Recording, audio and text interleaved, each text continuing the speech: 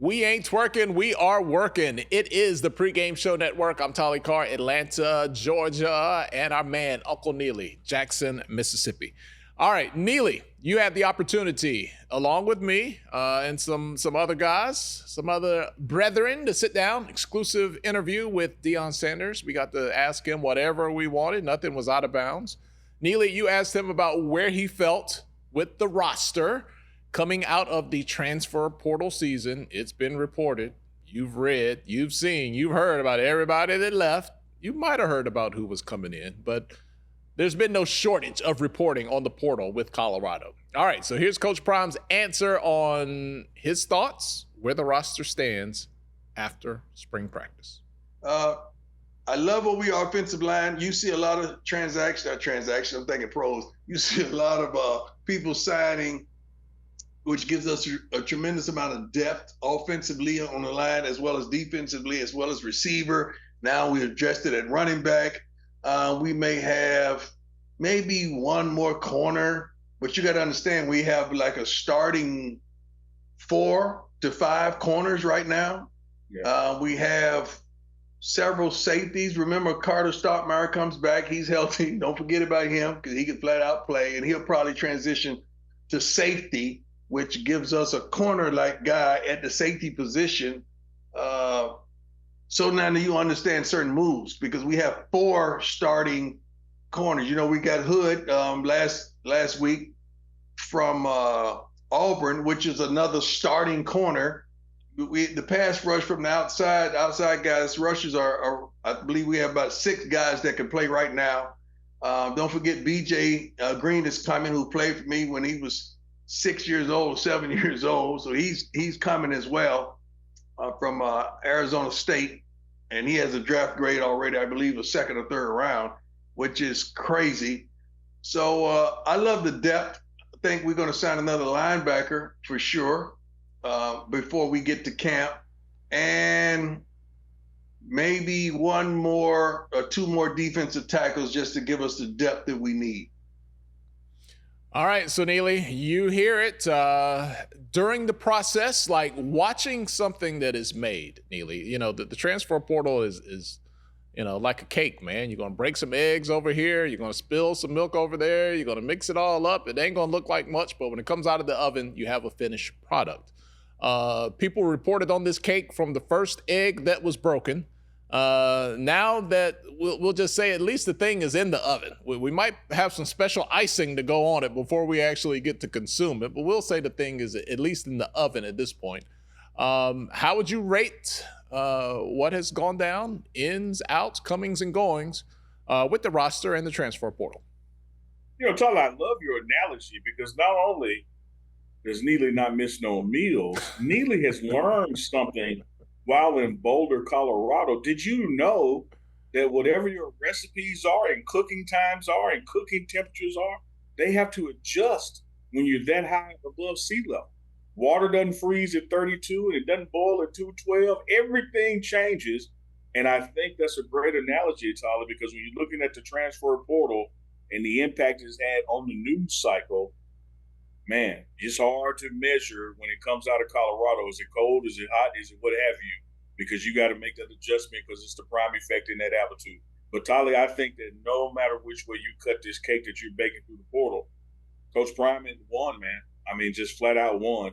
Every piece of the puzzle that departed, it was not only known or assumed it was going to depart, it has been replaced with another ingredient that is equal to or greater than the previous ingredient. That's just going to spell success for you. You know, last year when he had to flip that roster by 80, 85%, you had to go out and just kind of plug and play and hope for the best. Buyer beware via the used car lot.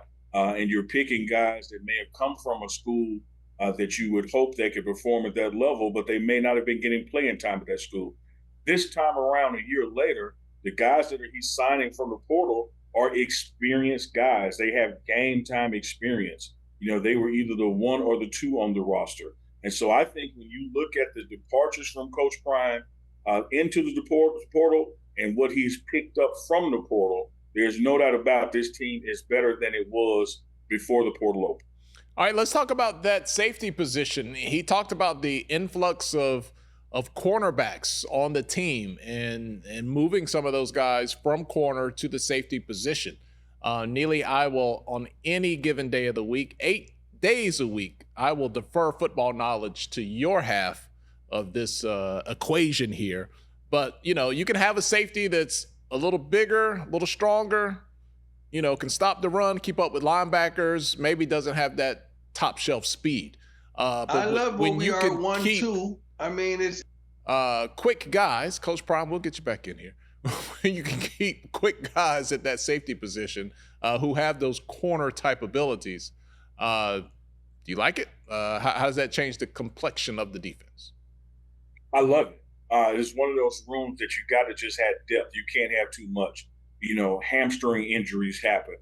Fatigue happens during the game. And so you need guys also on special teams as gunners that can fly down the field.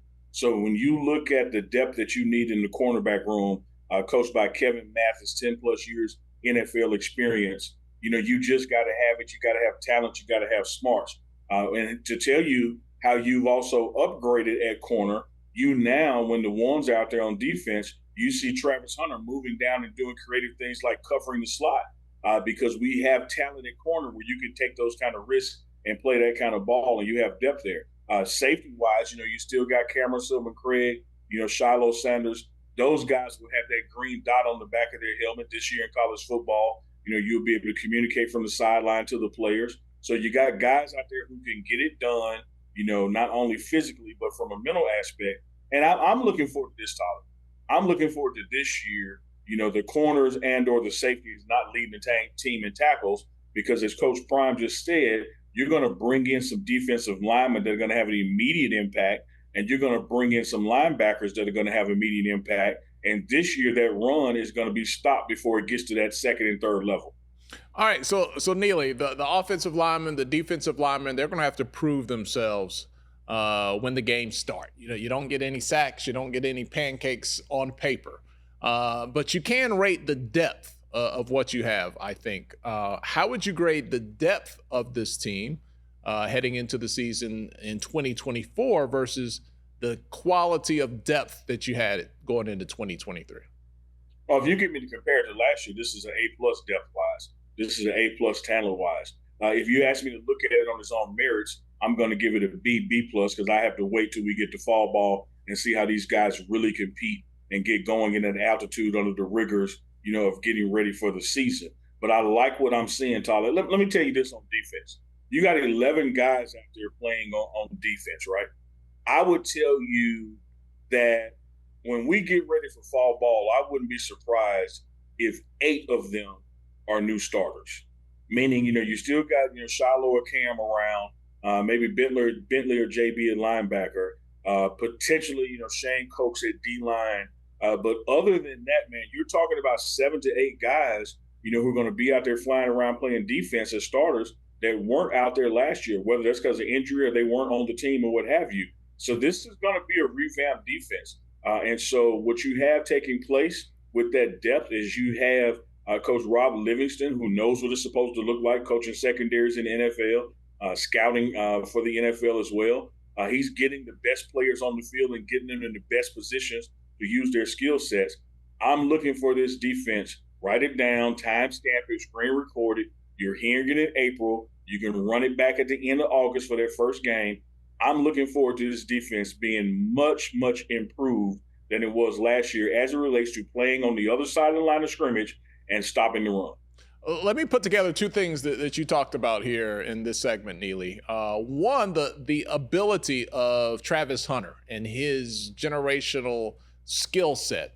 I want to know, how does that affect other players? Like, does that give them more freedom? And not only the players themselves when things are spontaneously happening in front of you on the field, but also from a schematic standpoint and having, these ex-cornerbacks, if you will, at safety. Is that just something that happened, or is that something that Livingston, your new defensive coordinator, is like, no, that's the type of personnel I want on the field? I know that was a lot, Neely, but kind of 2 things you said I wanted you to expound on a little bit more. Oh, that wasn't a lot. We can unpack that easy. This is not coincidence or happenstance. this is deliberate. You go in and you find players to complement the players that you have. It's hard to find another Travis Hunter. He ain't but one of one, generational or lifetime talent, somewhere in between those two. Last time you saw Travis Hunter is when you first saw Deion Sanders. And Deion Sanders will tell you that Travis Hunter is far ahead of where he was if you compare the same ages. I think what you have now is, because you have a Travis Hunter, and Travis makes everybody around him better. We talked on the previous segment of how when he's on defense, he's making Ryan Staub QB2 better. He's making the wide receiver 2 better, because that's who he's practicing against. But he's also, because he's so good at what he does, when you move him around, it creates opportunities all over the field. What are quarterbacks likely to do? They're likely to avoid Travis Hunter. And so you put him where you don't want the ball to go, and now it's feeding frenzy time for these new cornerbacks and these safeties, because people are going to be going away from Travis. So I think it's a schematic thing, it's a talent thing, and it makes the entire defense better when you bring in complementary players where there's not such a drastic drop-off, and you can move a Travis Hunter around and then have guys who can still play ball at their position and get better opportunities, because folks are avoiding throwing toward Travis Hunter. Neely, I can't remember the opponent. I know it's going to pop right into your mind and right out of your mouth. What was the game? There were 2 wide receivers, and Travis Hunter guarded.